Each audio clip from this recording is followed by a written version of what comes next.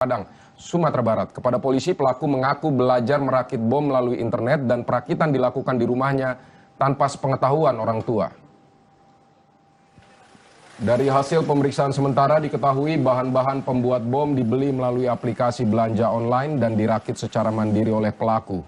Penyidik menduga aksi peledakan dilatar belakangi rasa dendam karena pelaku mengaku sering menjadi korban perundungan di sekolah, meski motifnya masih didalami. Dalam insiden ini, satu bom berdaya ledak rendah sempat meledak, sedangkan bom rakitan lainnya berhasil diamankan tim gegana dan tidak menimbulkan korban.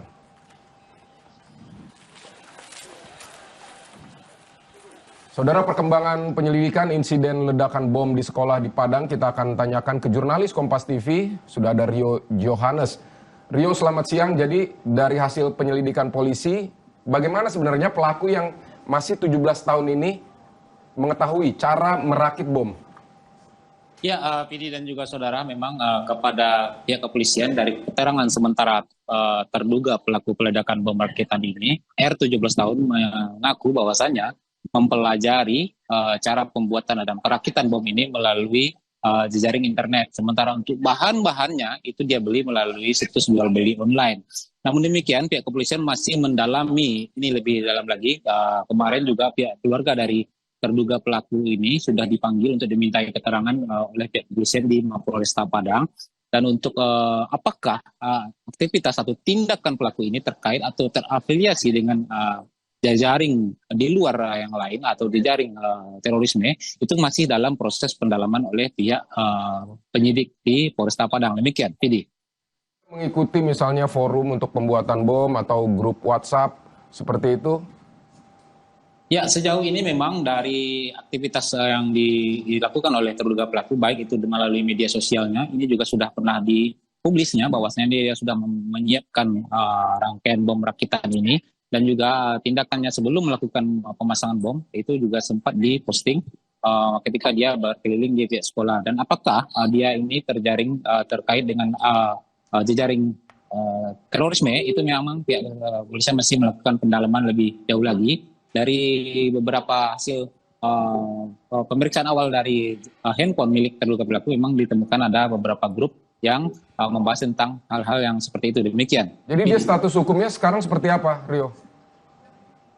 Ya, untuk terduga pelaku masih dinyatakan sebagai terduga pelaku dan masih menjalankan pemeriksaan intensif di Polresta Padang. Dalam hal ini diambil oleh Reskrim Polresta Padang. Dan bagaimana ke depannya, sejauh ini dari pihak Polresta Padang kemarin waktu saya bertemu dengan Kapolresta Padang menyatakan bahwasanya masih melakukan pendekatan secara humanis untuk bisa kembali merubah paradigma dari terduga pelaku ini. Demikian. Baik, dari keterangan polisi untuk sementara memang dia masih melakukannya sendiri atau lone wolf, atau diketahui ada rekannya yang lain yang juga terlibat dalam pembuatan bom ini, atau seperti apa?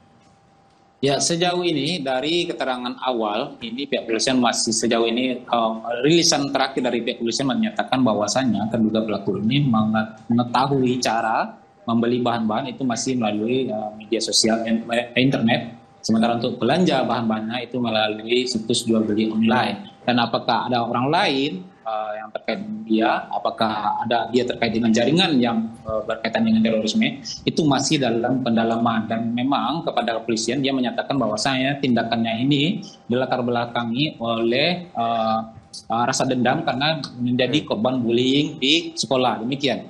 Baik, dia kan mengaku sebagai korban perundungan. Lalu respon dari pihak sekolah, dan apakah juga polisi sudah memeriksa misalnya pihak sekolah, guru-guru, kawan-kawannya, kemudian orang tuanya juga yang bisa mengonfirmasi soal ini? Ya, untuk terkait bullying ini, memang pihak sekolah sejauh ini sudah beberapa kali saya bertemu dengan kepala sekolah itu menyatakan bahwasanya, masih menegaskan bahwasanya dia tidak mengetahui adanya tindakan bullying terhadap terduga pelaku peledakan bom rakitan ini. Terduga pelaku selama ini dikenal sebagai siswa yang pendiam. Belakangan ini dia memang bermasalah, tapi masalahnya terkait absensi, bukan terkait tindakan perkelahian atau yang lainnya di sekolah ini. Terduga pelaku ini juga tidak pernah mengeluhkan atau bahkan melaporkan tindakan bullying terhadap dirinya kepada guru BK yang sudah disiapkan oleh pihak sekolah. Sementara untuk saat ini mendalami ini, pihak kepolisian sejauh ini sudah melakukan pemeriksaan terhadap keluarga terduga pelaku dan juga terhadap salah satu orang siswa yang diduga kerap melakukan bullying terhadap terduga pelaku peledakan bom rakitan ini. Demikian, Tidi. Baik, jadi kalau di sekolah sendiri apakah kegiatan belajar mengajar ini sudah dimulai kembali atau dihentikan sementara seperti apa, Rio?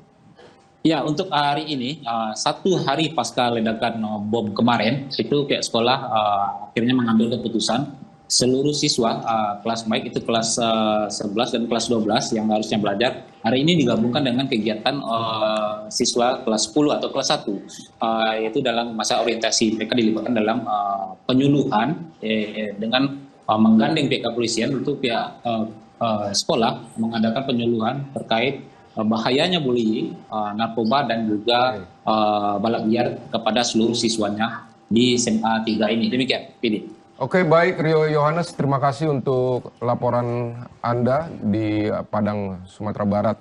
Selamat beraktivitas kembali atau bertugas kembali. Kami nantikan nanti update selanjutnya dari Anda, Rio.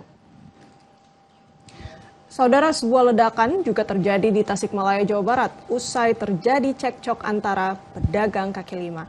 Tim Detasemen Khusus 88 langsung geledah rumah kontrakan salah satu pedagang dan mengamankan barang bukti berupa bahan peledak. 3 orang ditangkap dalam kejadian ini. Selain bahan peledak, polisi juga menyita barang bukti lain seperti senapan angin, belati, dan beberapa barang lainnya. Penggeledahan polisi dilakukan setelah terjadi ledakan di kawasan komplek pedagang kaki lima, Dadaha, Kota Tasikmalaya. Ledakan diawali cekcok mulut antara pedagang kaki lima. Sementara ini 3 orang ditangkap untuk dimintai keterangan lebih lanjut. Tidak ada korban jiwa dalam ledakan ini. Terkait dengan adanya ledakan, dan saat ini kami masih melakukan penyelidikan sampai dengan sekarang, dan nanti mungkin hasilnya akan kami sampaikan kepada. Ada berapa orang yang diamankan? Dan untuk sementara terakhir tadi pagi kita mengamankan 3 orang untuk kita minta keterangan yang bersangkutan terkait seputaran peristiwa yang sudah terjadi.